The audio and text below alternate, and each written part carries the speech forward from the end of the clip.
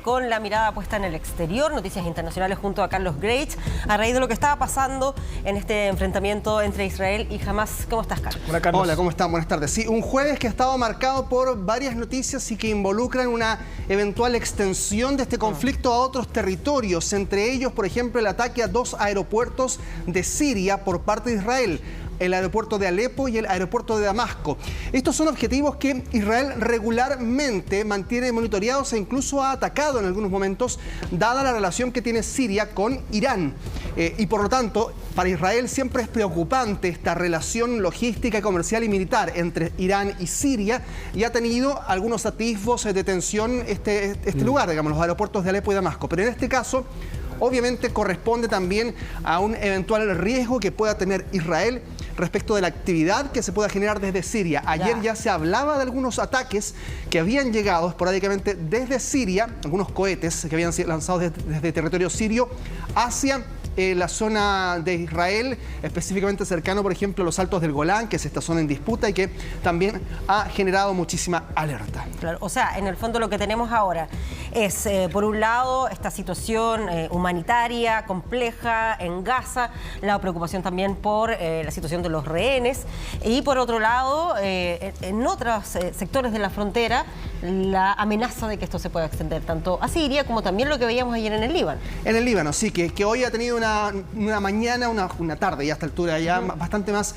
tranquila entre el Líbano e Israel, dentro de la tensión lógica, obviamente, pero sin reportes de bombardeos cruzados entre ambos territorios. Donde sí ha habido bombardeos nuevamente es en la Franja de Gaza, donde Israel ha mantenido un asedio permanente, y también el mensaje de Israel respecto de lo que ocurre con los suministros básicos. No van, ha dicho Israel, a restablecer ni el agua ni la electricidad a la Franja de Gaza mientras no sean liberados los rehenes que están en este momento en manos todavía de Hamás desde el día sábado. Bueno, sería ya el quinto día, ¿no? Sí. En que este conflicto estalla y comienza a crecer día a día. Quinto día, ya vamos para el sexto, de hecho, de acuerdo a la diferencia horaria, y por lo tanto hay obviamente una sensación de que todavía se profundizan algunos conceptos. Estamos todavía a la espera de esta irrupción terrestre, de la cual se ha anunciado muchísimo. ¿Qué es lo que ocurrió ayer finalmente? Arrancamos las noticias, Carlos, con estos 300.000 soldados, estas tropas que se habían movilizado a la frontera de Gaza. ¿Pasó algo? ¿Ingresaron finalmente? ¿Todavía no se ha dado la orden? No, todavía no se ha dado ninguna orden de irrupción terrestre. Hay todavía fuerzas militares permanentes en la zona de la frontera con la Franja de Gaza. Perdón, y adentro se agudiza entonces la crisis, porque ayer habíamos hablado que quedaban pocas horas de suministros básicos. Probablemente con un día se acabó todo. No, ya no hay suministros en muchos lugares. De hecho, hubo una advertencia por parte de las autoridades de los hospitales en Gaza, y que dijeron que temían que sin electricidad los hospitales finalmente terminan convirtiéndose en una morgue, ante la posibilidad de que los heridos puedan fallecer, puedan morir en medio de atención que es ineficaz sin estos suministros. No le pueden prestar la atención adecuada a las personas que llegan ahí. Recordemos que hay una población importante de mujeres, de niños, en un gran número en esa zona. ¿Qué se ha hablado respecto a la posibilidad de que se establezca un corredor humanitario para poder ayudar a las personas que están ahí en Gaza? Bueno, hubo una pequeña luz de esperanza durante la mañana, en la madrugada, cuando Egipto anuncia que podría dar luz verde a este corredor humanitario. ¿Cuál es el problema? Que jamás se ha negado, específicamente ahora, a establecer este corredor, porque dice: nosotros no nos podemos exponer a que se evacúe la Franja de Gaza.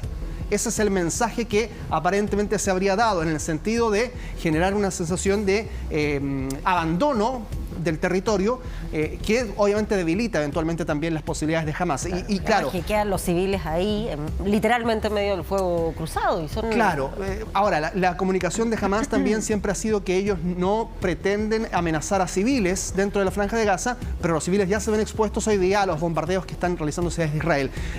Si hay o no corredor humanitario será un tema pronto a saber también, debido a que por parte de Israel han habido algunos ataques a este mismo paso, al paso sur, el que va hacia Egipto. El día martes hubo unos ataques justamente en ese lugar, cuando intentaban algunos ciudadanos de algunos gazatíes cruzar la frontera. Bueno, allí mismo hubo bombardeos. Eso obviamente atemoriza a la población, porque dicen: no me voy a exponer a ir a este corredor humanitario y después ser blanco del fuego. Ahora, no se ha respetado ese espacio porque no se ha decretado oficialmente que sea un corredor humanitario. Claramente. Por eso es que Israel, dentro de las leyes de la guerra, aquellas que mencionaba incluso el propio Joe Biden ayer, decía Israel, ojalá se tuviesen a las reglas de la guerra. Dentro de estas reglas, claro, están bombardeando un lugar que todavía no es establecido formalmente como corredor humanitario. A propósito de Joe Biden, han habido también algunas declaraciones por parte del enviado, en este caso a la zona, que es el secretario de Estado Antony Blinken. Ya se reunió con Benjamín Netanyahu, ha vuelto entonces a establecer una comunicación con el líder israelí, indicando que Estados Unidos le presta todo su apoyo. Pero mañana está previsto que haya una reunión con el líder de la Autoridad Nacional Palestina, Mahmoud Abbas, quien gobierna principalmente los territorios palestinos en Cisjordania, y allí entonces, en Jordania, al otro lado de la frontera, se va a establecer esta reunión eventual entre Mahmoud Abbas y el propio Anthony Blinken, dando una sensación de que hay cierta colaboración mutua. ¿Qué injerencia tiene él en Gaza? Porque Gaza está hoy en día regido por Hamas, digamos. Sí, la Autoridad Nacional Palestina no tiene ninguna injerencia sobre lo que ocurre en la Franja de Gaza. Tal es así que hace instantes nada más, voy a tratar de buscarlas mientras las declaraciones que acaba de hacer Mahmoud Abbas y que ha condenado enérgicamente la violencia tanto de Israel como de Hamas, para que ustedes se hagan una idea. Esas son declaraciones del líder de la Autoridad Nacional Palestina. Y entonces queda muy claro que lo que ocurre en la Franja de Gaza es potestad y responsabilidad absoluta solo de Hamas y no de la ANP, el organismo que rige los destinos del Estado palestino, específicamente hablando de Cisjordania. Es preocupante lo que hablábamos antes de los hospitales y del agotamiento de los recursos básicos, ¿no? De los suministros de servicios básicos.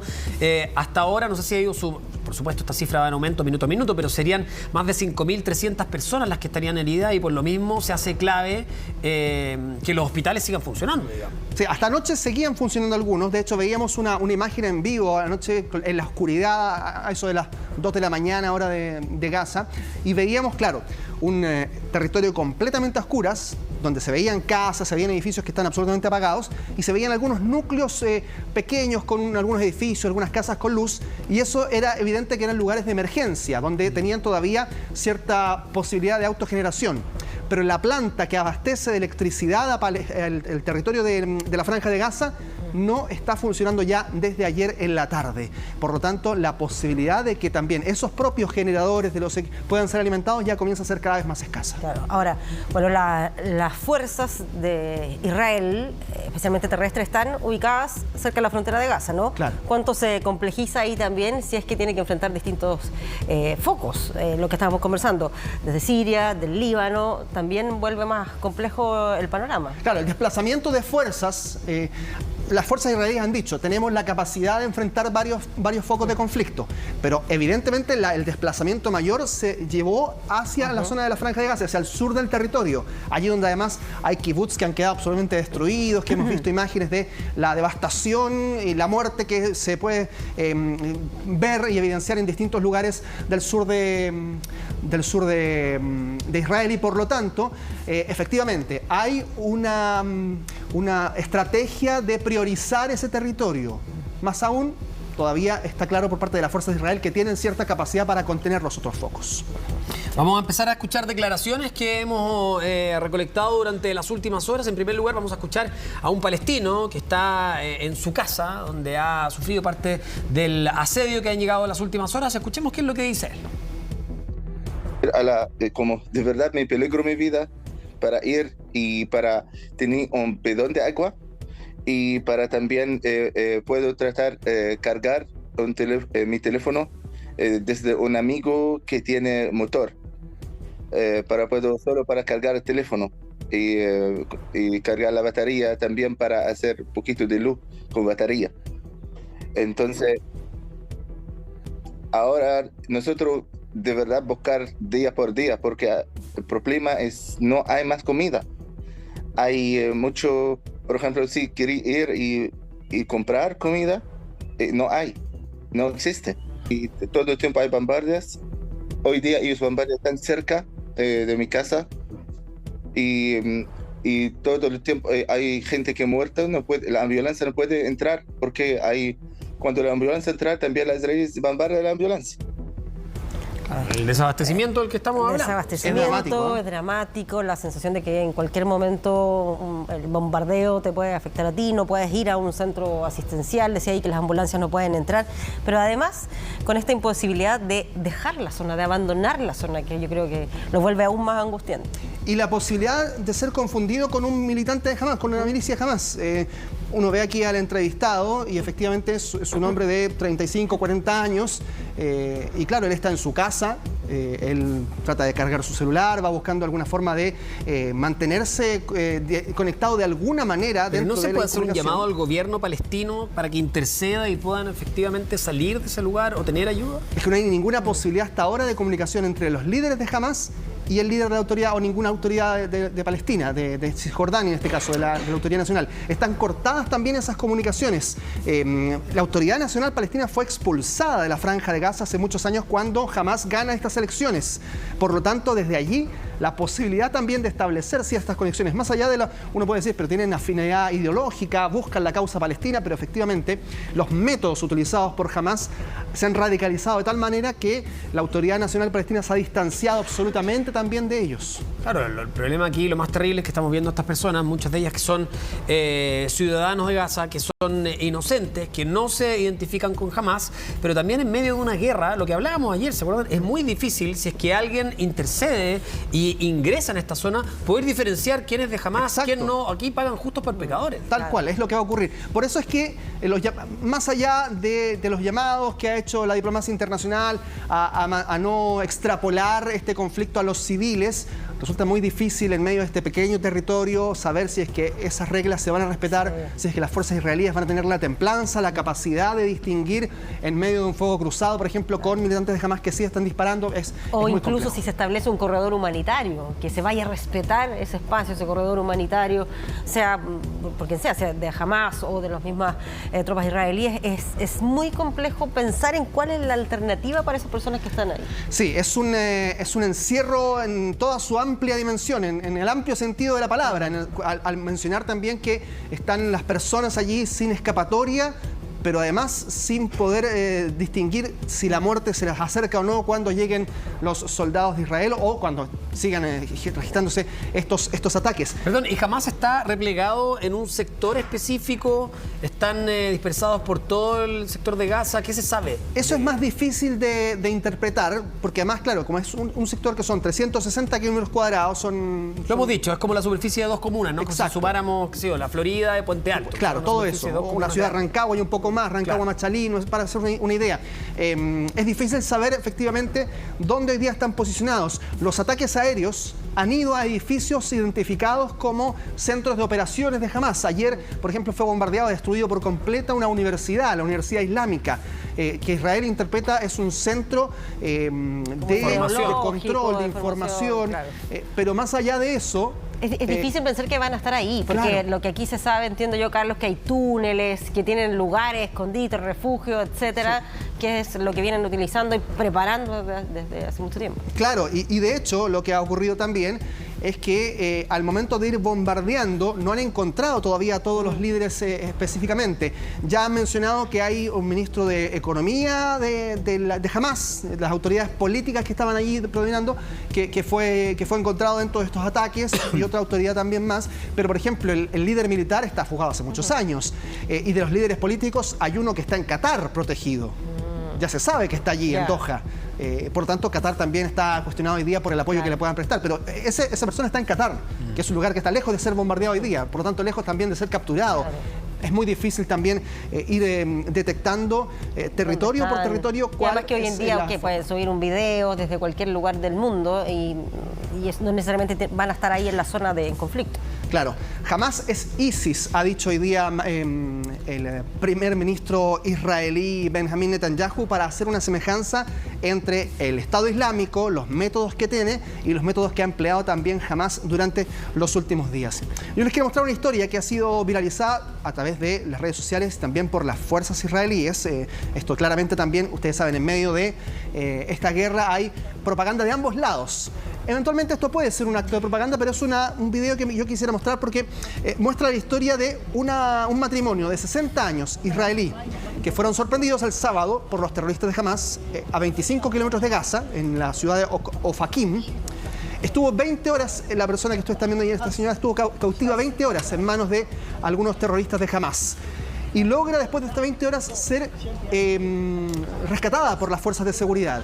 Y han dicho que todo se debe al ingenio de Rachel, que es la señora que está ahí contando la historia, que aplicó algo de psicología inversa incluso, le empieza a preguntar a sus captores por su estado de salud, los veo mal, les ofrece agua, les ofrece fruta. ¿Y hablaba árabe? Claro, hablaba aparentemente el lenguaje y permitía entonces conversar con los terroristas de Hamas, que aparentemente, de acuerdo al relato de ella, le dicen, se sienten acogidos de alguna otra forma porque estaban en un momento muy tenso. Y ahí los logra como convencer. Los distrajo, y los distrajo por muchas horas. Porque ella estaba segura de que le iban a matar en ese momento.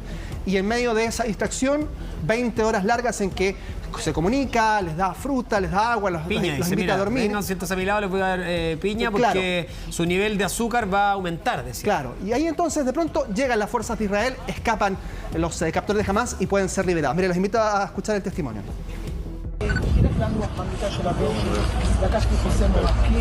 Le dije que fuera a descansar a la cama de mi hijo. Hice un torniquete y le apreté el brazo. Le puse una venda y le dije que se fuera a dormir. Le dije, ¿quieres agua? Y me dijo que sí. Le serví agua y le dije, ve a dormir. Y después de 2 horas y media le dije, escucha, te ves pálido. Ven, déjame darte un poco de piña para que suba el azúcar en tu cuerpo.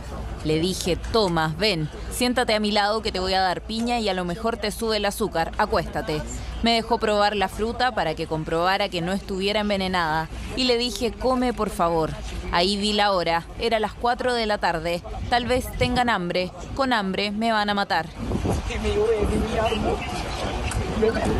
Cálculos que tiene que hacer, imagínate, ¿verdad? Tal vez tengan hambre, con hambre aparece el mal genio, me pueden matar. Una serie de cosas que pasan por la cabeza en cosas de segundos, digamos, ante verse amenazada de muerte. Exacto. Por eso entonces es que queríamos rescatar este momento, más allá de lo que se ha estado comentando, de que en esta guerra hay muchos mensajes también muy propagandísticos por parte de tanto de Israel como de Hamas. Hemos visto los videos de Hamas y son casi cinematográficos a veces de cómo han ido avanzando. Y hay muchas fake news también, Carlos, ¿no? Han ido apareciendo muchas noticias que son falsas derechamente, otras que están fuera de contexto, que vienen de otros momentos. Sí, y la posibilidad de verificarlos se hace muy compleja. Mira, esta imagen, queremos ser bien específicos en esto, corresponde a un video que la cadena Al Jazeera emitió durante el día de ayer y que viralizó después y se emitió en algunos otros medios. Y correspondía a la presunta liberación de una madre con sus 2 hijos que estaban capturados por las fuerzas de Hamas. De acuerdo al relato de Al Jazeera, en el video también se ve ahí hacia el rincón, ahí desaparecen de pantalla ya algunos de esos captores de Hamas. Pero esa información, queremos ser claros, fue emitida por Hamas, fue también comunicada por Al Jazeera, pero no ha podido ser comprobada verazmente por Al Jazeera. Perfecto. Y por lo tanto tampoco ha podido ser comprobada independientemente ni por nosotros, ni por las principales agencias noticiosas. Por lo tanto, la posibilidad de que sea veraz todavía no podemos identificar a quiénes son, etcétera. Exacto. Hacer ese detalle. Por eso es que anoche lo comentábamos, en algún momento saltaron las alertas obviamente editoriales de distintos medios, porque dijimos, tenemos aquí una noticia. La verdad es que todavía no estamos en condiciones de corroborar que esta imagen y que este hecho corresponda a una eventual liberación de uno de los rehenes. Hay 150 rehenes por parte de Hamas, de acuerdo a las cifras oficiales también emanadas desde Israel. Pero también ha habido otra versión que ha sido muy polémica y que tiene que ver con niños, con guaguas que habrían sido decapitadas por Hamas. Esta es una versión que esgrimió primero una periodista de un canal israelí, I24. La periodista estaba recorriendo algunos kibbutz destruidos y en medio de esto, en pantalla, ella dice que había podido ser testigo de esta imagen. Y luego, la misma periodista se desdice y dice que en realidad lo que ella tuvo fue una información por parte de las fuerzas israelíes que la rodeaban. Pero que no los había visto. Que no los había visto ella. Claro. ¿Qué ocurre después? El presidente Joe Biden, en una locución ayer. Subrayó ante los líderes de la comunidad judía, textual dice, Todo fue pura crueldad, el ataque de Hamás contra Israel. Nunca pensé que vería imágenes de terroristas decapitando a niños.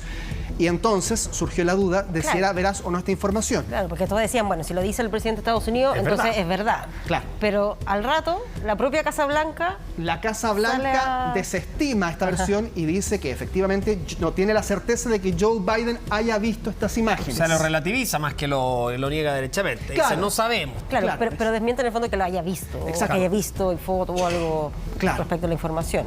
Y por lo tanto se genera entonces esta duda. ¿Existen realmente esto que cuesta incluso comentarlo aquí? Sí. Porque además por la hora no queremos... Porque hoy es muy también en sensible. redes sociales aparecían otras informaciones, incluso fotografías, como terrible. planteando que esto era cierto. Pero Sí. En sí es una información terrible. Es una información terrible y además, claro, durante la con todos mañana estos ahora ingredientes. han aparecido algunos medios. El Jerusalem Post, que es un diario israelí, un medio también, ha dicho que ellos sí han visto estas fotografías. Todavía está ahí en la nebulosa porque el día de ayer el ejército de Israel había dicho que no estaban con la capacidad de corroborar la veracidad de estas imágenes. Entonces todo todavía está en medio de una nebulosa donde además la posibilidad, vuelvo a decir, de corroborar todas estas informaciones de manera fehaciente se torna mucho más compleja.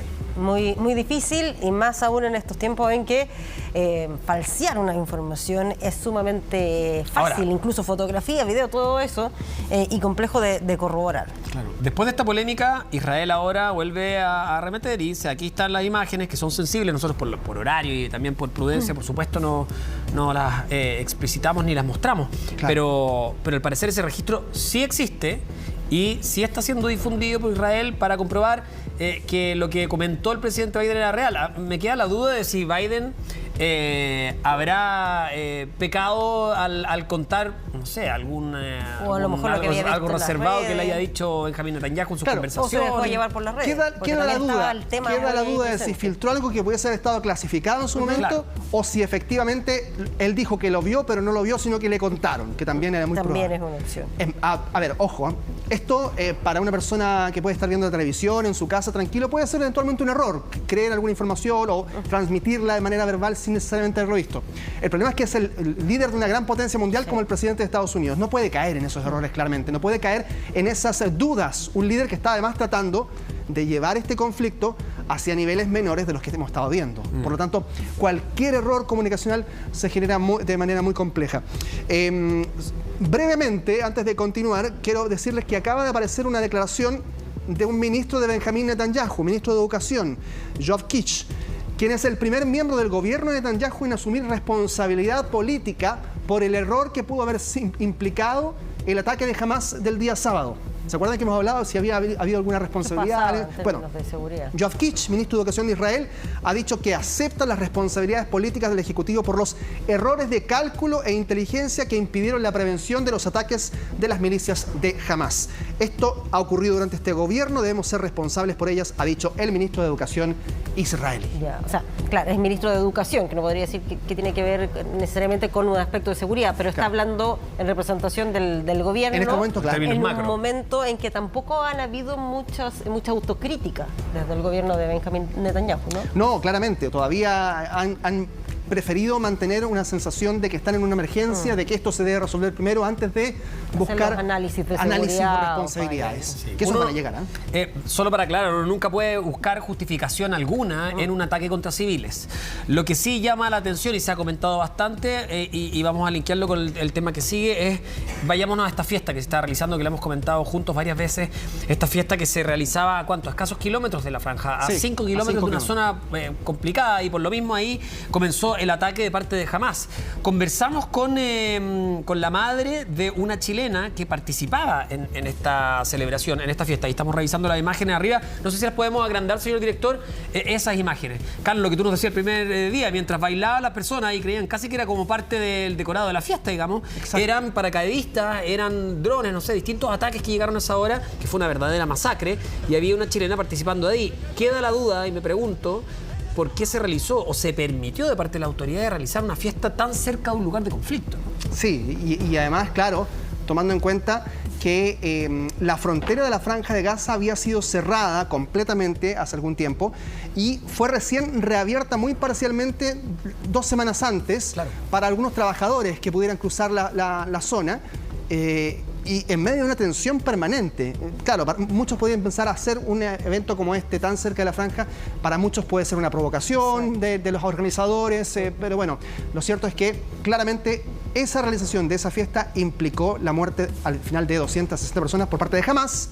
No queremos culpar a los organizadores de la fiesta ni a los asistentes. Hamás es el responsable de esta masacre, pero claro, qué responsabilidad le cabe a los organizadores también se deberá estudiar en su momento. Vamos a aterrizar esos testimonios, ¿no? El testimonio... Sí, de la mamá de esta chilena que estaba participando. Aquí está, conversamos con ella.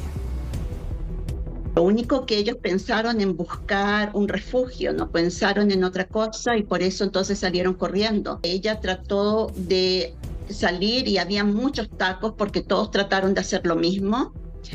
Los primeros que arrancaron, los terroristas los esperaban también en la carretera, así que también los mataban. Y ella dice que entonces dieron vuelta en U cada vez hasta que encontraron una salida y se fueron y encontraron una bomba de benzina que tenía un refugio. Llega al búnker, entonces empezaron a escuchar los disparos de arma automática, muchos, y que entonces ella ahí entendieron que no era solamente misiles y que tenían que salir de ahí porque no era solamente los refugios, los búnkers son solamente contra misiles, no contra terroristas. Me dice que ahí mismo donde estaban ellos llegaron después que ella llegaron a gente que les habían disparado, heridos, con pedazos de cosas así pegadas en el cuerpo. Una película de terror no tiene tanta imaginación como lo que se vivió acá. Ahí está el testimonio, entonces, una película de terror y la verdad es que lamentablemente con el peor final para 260 personas que estaban asistiendo a esta fiesta, muchos de ellos víctimas que todavía no han podido ser sus cuerpos recuperados en medio de esta verdadera tragedia. En paralelo también ha habido funerales durante esta jornada por parte de los palestinos que han perdido también a sus seres queridos tras los ataques de Israel sobre Hamás. Estaba tratando de leer justamente las declaraciones de Mahmoud Abbas, pero que ya los mencionaba, son bastante llamativas por el llamado que hace a la paz en ambos lados y además diciendo que es inaceptable la violencia. Aquí están las declaraciones de Mahmoud Abbas, presidente de la Autoridad Nacional Palestina. Dice, rechazamos los asesinatos o abusos contra civiles en ambos bandos porque vulneran la moral, la religión y el derecho internacional, ha dicho Mahmoud Abbas a la agencia de noticias oficial palestina Wafa. Claro. Dando a entender obviamente la distancia que hay entre él y lo que ha ocurrido. Jamás. Y también lo que estaban pidiendo como ayuda para que se pueda establecer un corredor ahí en Gaza, en la frontera con Egipto, para poder ayudar a las personas que están en este momento, insisto, literalmente bajo fuego cruzado. Y vemos también ahí el secretario de Estado, Anthony Blinken, que en este momento está entregando declaraciones, ¿no? Sí, Anthony Blinken está hablando en este momento, reiteramos, está él como emisario en las negociaciones de Estados Unidos. Primero, a ver, la primera misión de Anthony Blinken es prestarle apoyo a Israel. Lo ha dicho, con todas sus fuerzas, Estados Unidos va a prestarle apoyo a Israel. De hecho, está en Tel Aviv, digamos. Claro, de hecho, también ha hablado otro emisario estadounidense, el secretario de Defensa, Lloyd Austin, que ha dicho que Estados Unidos no le está poniendo condiciones a Israel para el uso del armamento, solo pide que el ejército israelí haga lo correcto. La verdad es que esa es una declaración que para muchas personas puede incluso pecar de ingenuo, dado el contexto, pero bueno, es así. Lo que ocurre es que Estados Unidos está prestando la ayuda a, en este caso, Israel, a las fuerzas israelíes, pero también, reiteramos, el propio Anthony Blinken, que está allí en pantalla, luego de esta declaración en Tel Aviv, se traslada a Jordania. Mañana en Jordania va a establecer una comunicación o se va a encontrar una reunión personal con Mahmoud Abbas, el presidente de la Autoridad Nacional Palestina. Ahora, no solamente esa es la única misión, digamos, reunirse con el presidente palestino, sino que además tiene que ver con que Jordania, tú nos explicabas, podía ser un país mediador, digamos, claro, ¿no? Y por lo mismo también ahí se pueden dar esas esas directrices. Sí, para Jordania Ahora, es... no sé qué quiere mediar o qué pretende mediar Hamás, digamos. No sé si existe esa posibilidad. Es que ese es el problema, ese es el gran problema en este instante, saber si Hamás está dispuesto a alguna negociación que no sea la disolución del Estado israelí, que es la motivación principal que tienen ellos, por ejemplo, porque claramente por ahora no hay ningún tipo de concesión establecido en esta mesa y que pudiese uno pensar que está dentro de los cánones de la guerra. Lo más preocupante para ahora es lo que está ocurriendo también hacia el norte del territorio israelí, tanto en la frontera con el Líbano, como en la propia Tel Aviv y también en Jerusalén, donde han habido algunos atisbos de violencia, específicamente centrados hoy día todavía en alarmas antiaéreas que suenan permanentemente, llamados a las personas a refugiarse. Esas imágenes que está viendo usted acá abajo, justo abajo de nosotros, son de anoche de Haifa, que es una ciudad al norte de Israel. Y allí sonaron las alarmas y las personas obviamente se asustaron mucho, corriendo, ustedes ven, rumbo a los refugios, porque claro, tienen ¿cuánto? 15, 20 segundos para llegar a esos lugares. Tenemos algunas declaraciones precisamente de un ciudadano argentino que está en la zona de Jerusalén. Escuchemos parte del relato que él hace. Yo me levanté con la sirena a las 8 de la mañana y al principio pensábamos que eran los bomberos. Y luego nos dimos cuenta que eran las sirenas y nos fuimos no a un búnker, porque yo en mi casa no tengo un refugio. Entonces nos fuimos al lugar más cercano y más protegido posible. Mi vecino sí tiene un refugio y ya hemos hablado con él que en caso de que haya una situación más difícil o que empiecen andanadas de cohetes más graves, yo podría ir ahí a refugiarme. Ahí están entonces las distintas declaraciones que hemos visto. Bueno, Israel tiene derecho a defenderse, es el principal argumento tanto de Estados Unidos como de Occidente, y desde el primer día hemos dicho, el límite de este derecho a defenderse es aquel que hoy día también está en entredicho respecto de lo que pueda ocurrir con la población civil palestina viviendo en la Franja de Gaza. ¿Y por qué decimos esto? Porque más allá de lo que pueda ocurrir y de lo condenable que ha sido de manera enérgica lo ocurrido por parte de Hamás contra la población también civil israelí, niños y mujeres, la capacidad que tiene la población de la Franja de Gaza de refugiarse es ínfima. Y además una población donde hay jóvenes, mujeres y niños en gran cantidad viviendo en este lugar y hoy día sin electricidad, sin combustible, sin telecomunicaciones ni tampoco agua potable en buena calidad. Ojalá que pueda haber alguna forma de que este conflicto se estreche temporalmente lo más posible, porque además las cifras de muertos han ido increciendo de manera exponencial en las últimas horas. Así es que claramente la posibilidad también de que los heridos, por ejemplo, sean atendidos de manera efectiva en la Franja de Gaza se torna cada vez más difícil. Sí, bueno, a esta hora ya es de noche, no de noche, pero casi, son las 7 de la tarde con 32 minutos. Pero ya es de noche, porque a esta hora oscurece ya sobre toda la zona de Gaza y también en Israel. Casi las 8 empieza a oscurecer, entonces ahí es cuando hemos visto en los últimos días que se intensifican los ataques. Esperemos que hoy no sea similar y que nos dejen estas imágenes que estamos mostrando, que son tremendas, ¿no? De lo que está ocurriendo en Gaza, lo que ha pasado en Israel también. La verdad es que hoy es, como tú decías, casi la sexta, podríamos ir entrando a la sexta jornada, ¿no? de violencia. Y la verdad es que el panorama todavía es incierto y más pesimista, digamos, que encontrando una salida, porque todavía no hay pronunciamiento de parte de Hamás y mañana vamos a ver qué es lo que ocurre, eso sí, con esta reunión. Exacto. Ya estamos viendo las cifras actualizadas. El número de muertos causados por los bombardeos israelíes en Gaza alcanza los 1.417 y de ellos 447 son niños, de acuerdo al Ministerio de Sanidad de la Franja de Gaza. 447 niños han muerto de 1.417 en la Franja de Gaza. Y tenemos más de 1.200 de parte de Israel, ¿no? En el bando israelí el saldo de fallecidos por ataques de Hamás es de 1.300 hasta ahora. Y también se cuentan 10 miembros del personal sanitario entre los fallecidos por los bombardeos israelíes. Hay 3.268 heridos israelíes en la zona todavía. Ellos sí, obviamente, han podido ser atendidos en algunos centros hospitalarios cercanos a los núcleos urbanos más importantes del sur de Israel.